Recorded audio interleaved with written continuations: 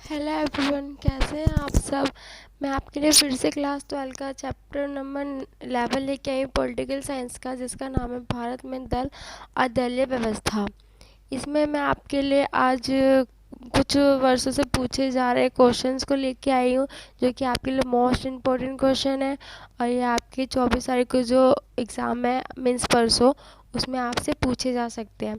तो वीडियो के लास्ट में मैं आपको मस्ट टू डू दिखा दूंगी, जो कि आपको इस चैप्टर से रिलेटेड मोस्ट इम्पोर्टेंट क्वेश्चंस भी हैं उसमें, और इसकी समरी भी है, जो कि काफ़ी आसानी से इजी तरीके से उसमें समझा रखा है। तो आप उससे पढ़ के पूरे चैप्टर को कंसेप्ट अपना क्लियर कर सकते हैं। तो आप वीडियो के लास्ट में मेरा मस्ट टू डू ज़रूर देख लेना और उससे अपनी अच्छे से तैयारी कर लेना पेपर के लिए। तो हम बिना टाइम वेस्ट करे अपना क्वेश्चन स्टार्ट करते हैं। पहला क्वेश्चन है हमारा, भारत जनसंघ की विचारधारा की कोई दो महत्वपूर्ण विशेषताएं बताएं। ये जो क्वेश्चन है हमारा 2013 में क्वेश्चन पूछा जा चुका है। तो ये मोस्ट इम्पोर्टेंट क्वेश्चन है हमारे, ये फिर से हमारे को एग्ज़ाम में आ सकते हैं। तो हमने पहला क्वेश्चन तो पढ़ दिया, अब हम इसका आंसर करते हैं। इसमें एक दल, एक संस्कृति और एक राष्ट्र के विचार पर बल दिया जाता है। जो भारतीय जनसंघ है उसमें क्या होता है कि इसमें एक देश पर बल दिया जाता है और एक संस्कृति पर बल दिया जाता है और एक राष्ट्र के विचार पर बल दिया जाता है। दूसरा पॉइंट है हमारा, उनका विश्वास था कि भारतीय संस्कृति और परंपराओं के आधार पर देश आधुनिक, प्रगतिशील और मजबूत बन सकता है। मतलब जो हमारे जो नेता लोग थे, उनका क्या मानना था कि जो हमारे देश की जो संस्कृति और परंपरा है, उसी के बदौलत, उससे हम अपने आधुनिक, प्रगतिशील और मजबूत बना सकते हैं, अपने देश को आगे बढ़ा सकते हैं, उनका ये मानना था। क्वेश्चन नंबर 2 है हमारा, कांग्रेस और जनसंघ की विचारधारा के बीच मुख्य अंतर को स्पष्ट करना है। 2014 में ये क्वेश्चन हमसे पूछा जा चुका है। कांग्रेस और भारतीय जनसंघ के बीच विचारधारा का बड़ा अंतर है। इसमें हमें दो पार्टियों की बात की गई है, एक तो कांग्रेस और दूसरा है जनसंघ पार्टी। तो इनकी जो विचारधारा है वो काफ़ी अलग अलग है। भारतीय जनसंघ ने एक पार्टी, देश, एक संस्कृति, एक राष्ट्र यानी हिंदुत्व पर जोर दिया है। जो हमारे भारतीय जनसंघ है, इसने क्या करा है, एक पार्टी, एक देश और एक संस्कृति और एक राष्ट्र पर जोर दिया है। और कांग्रेस ने सामाजिक विविधताओं को समायोजित करते हुए वैचारिक और सामाजिक गठजोड़ बनाया। कांग्रेस ने क्या करा है, जो हमारे देश में सामाजिक विविधताएं, अलग अलग जाति के वर्ग हैं, निम्न है, उच्च है और अलग अलग सांस्कृतिक के लोग हैं, तो उसमें क्या है कि जो कांग्रेस ने क्या करा कि उनको ना संयोजित करके उनका गठजोड़ बनाया है और देश में एकता बनाए रखी है। हमारा क्वेश्चन नंबर 3 है, भारतीय संदर्भ में एक दलीय प्रभुत्व से क्या तात्पर्य है। ये जो क्वेश्चन है हमारा 2009 में आ चुका है। एक दलीय प्रभुत्व का अर्थ है 1952, 1957 और 1962 में कुछ पहले 3 आम चुनावों में लोकसभा और राज्यसभा, विधानसभा और दोनों में कांग्रेस पार्टी का प्रभुत्व। 1952 के लोकसभा चुनाव में कांग्रेस ने 489 में से 364, 1957 में 494 में से 371 और 1962 में से 494 में से 361। फिर से मैं आपको बता देती हूँ कैसे क्या क्या है। पहला है हमारा 1952 में कांग्रेस ने 489 में से उसने 364 सीटें प्राप्त की और 1957 में उसने 494 में से 371 सीटें प्राप्त की और 1962 में कांग्रेस ने 494 में से 361 सीटें प्राप्त करी। अभी हमारा क्वेश्चन नंबर 4 आता है, गठबंधन सरकार का क्या मतलब है। केंद्र में पहली बार गठबंधन सरकार कब बनी। यहाँ पे कब लिखना भूल गई हूँ मैं, तो यहाँ पे कब बनी है ये आएगा। ये क्वेश्चन जो है ये हमारा 2008 में आ चुका है। गठबंधन सरकार एक ऐसी सरकार है जो विभिन्न राजनीतिक दलों द्वारा साझा न्यूनतम कार्यक्रम के आधार पर एक साथ मिलकर बनाई जाती है।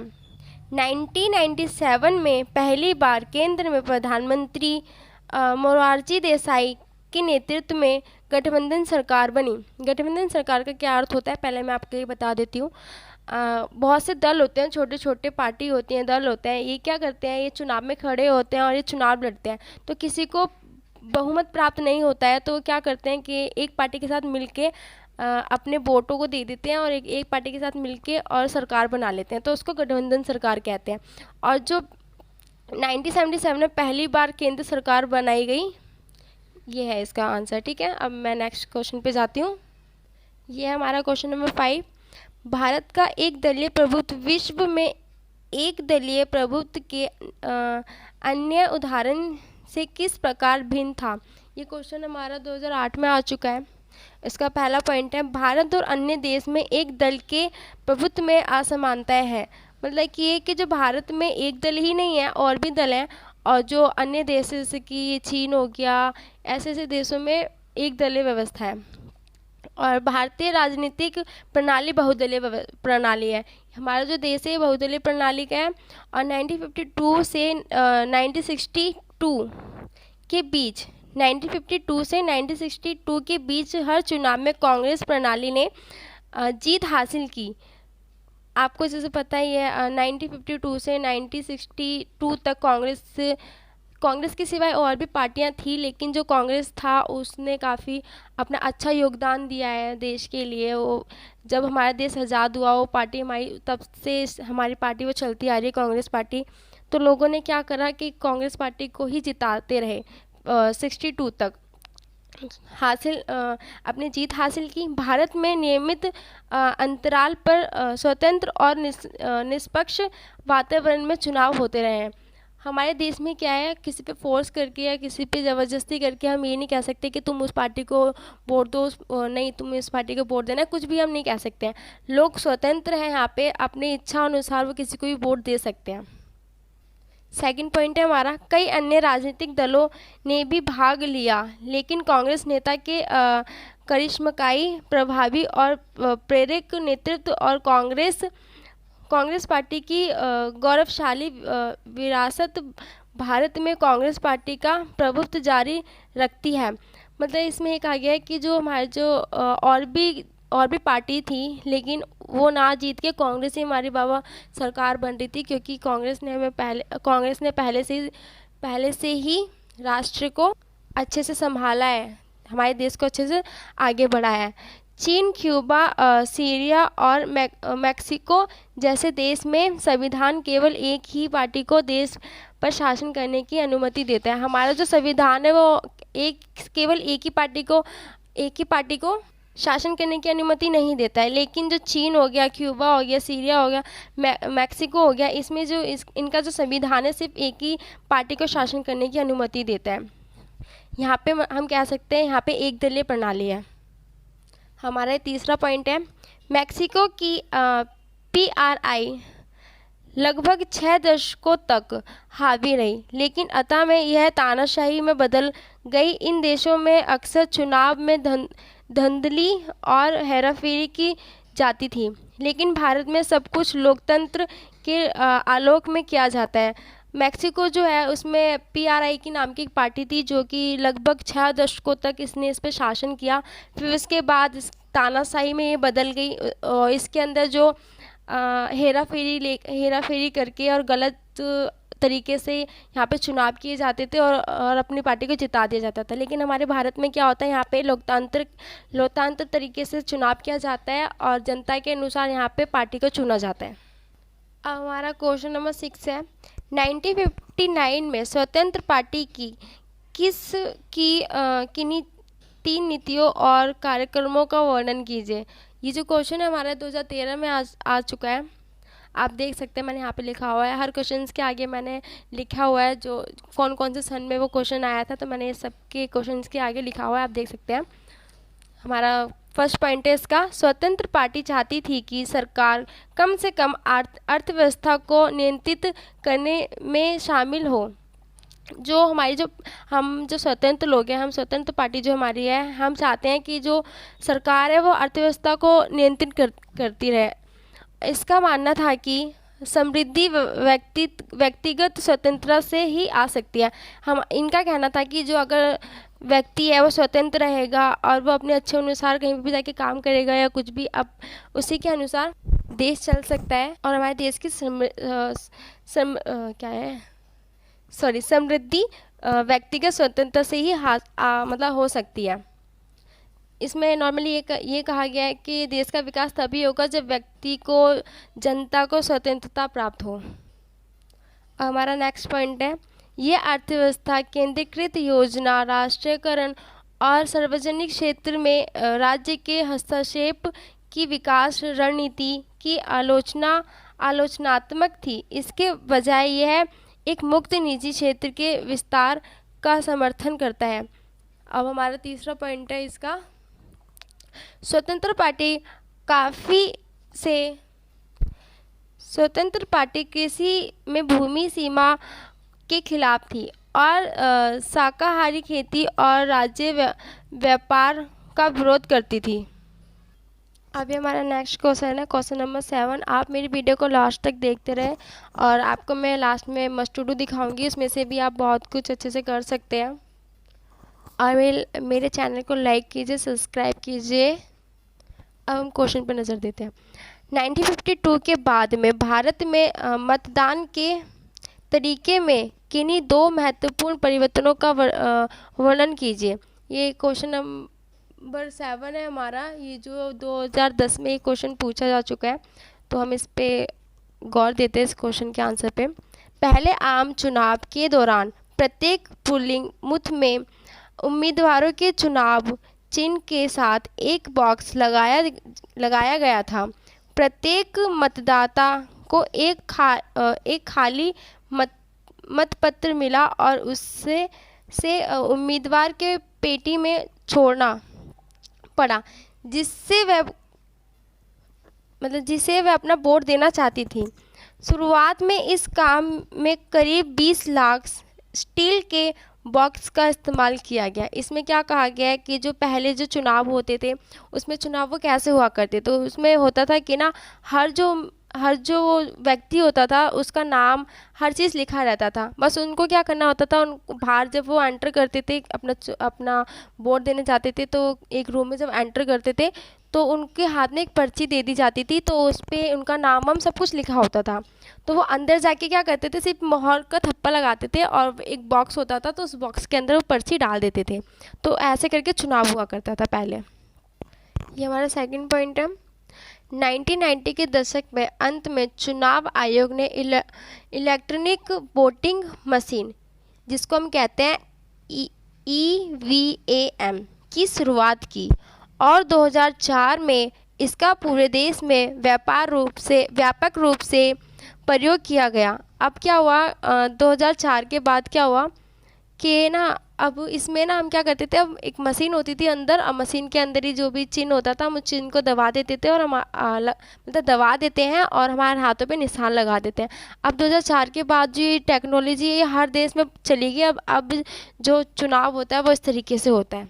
नॉर्मली हमें इस क्वेश्चन में ये बताना था कि हमें पहले चुनाव कैसे हुआ करता था और अब चुनाव कैसे होता है।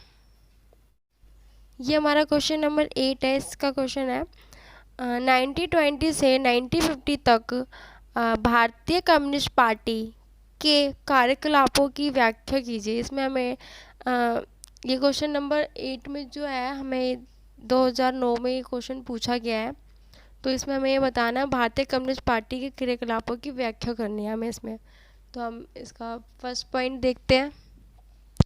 1920 में भारत की कम्युनिस्ट पार्टी CPI रूस की बेल्शेविक क्रांति से प्रेरित थी और इसने देश को प्रभावित करने वाली सभी समस्याओं के समाधान के रूप में समाजवादी की वकालत की।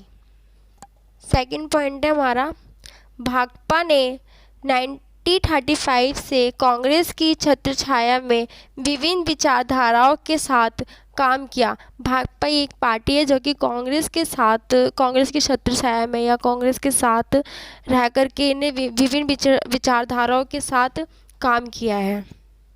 हमारा तीसरा पॉइंट है 1941 में सीपीआई ने विश्व युद्ध में जर्मनी के खिलाफ अंग्रेज़ों का समर्थन किया था, इसीलिए कांग्रेस के साथ इसके संबंध पूरी तरह से बाधित हो गए थे। पार्टी ने संविधान सभा में आवाज़ उठाई और कहा कि भारत असली है या सिर्फ एक मुखौटा है। अभी हमारा चौथा पॉइंट है, इसने तेलंगाना में हिंसक विरोध को भी प्रोत्साहित किया। उसके बाद सीपीआई ने आम चुनाव में भाग लेने का निर्णय लिया।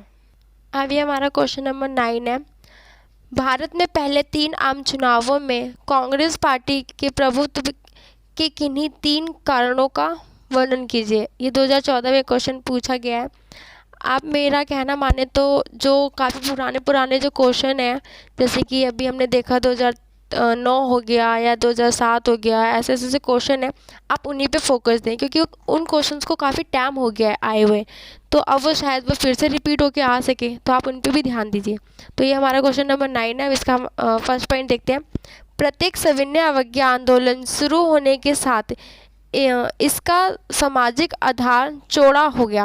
मतलब कि जब सविनय अवज्ञा आंदोलन जब हुआ था तो मतलब हर जगह ये बात फैल गई थी कि गांधी जी ने सविनय अवज्ञा आंदोलन किया है और क्या कहते हैं, जहाँ पे भी कोई प्रॉब्लम होगी गांधी जी सबकी मदद करेंगे। तो ये हर जगह फैल गया और ये चौड़ा होता गया, मतलब हर जगह हर एक क्षेत्र में बात पहुँच जाना, मीन चौड़ा हो जाना। अब हम करेंगे हमारा सेकंड पॉइंट। इसमें विविध समूह को एक साथ लाया जिनके हित अक्सर विरोधाभासी थे। किसानों और उद्योगपतियों, शहरी निवासियों और ग्रामीणों, श्रमिकों और मालिकों, मध्यम, निम्न और उच्च वर्ग और जातियों को कांग्रेस में जगह मिली। अभी हमारा क्वेश्चन नंबर 9 था जो कि कंप्लीट हो चुका है।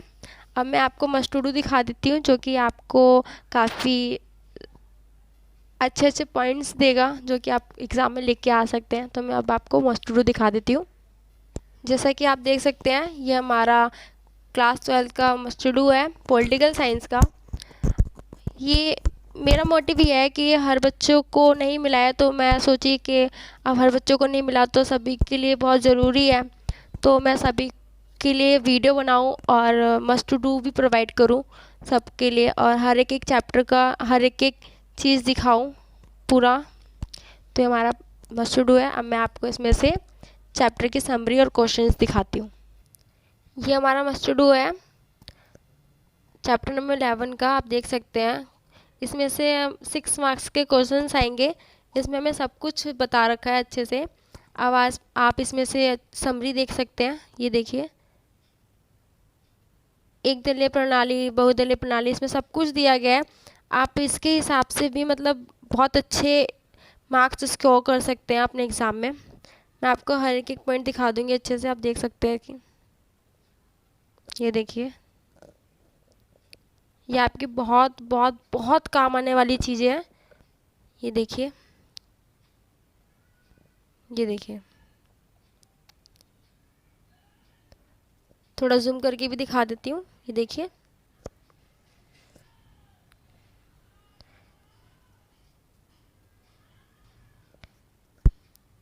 ये देखिए, इसमें सिंडिकेट सब कुछ बता रखा है। आप इसमें से भी देख सकते हैं मेरी। ये देखिए, ये देखिए, इसके अंदर कांग्रेस ओ, कांग्रेस आर सब कुछ दिखा रखा है।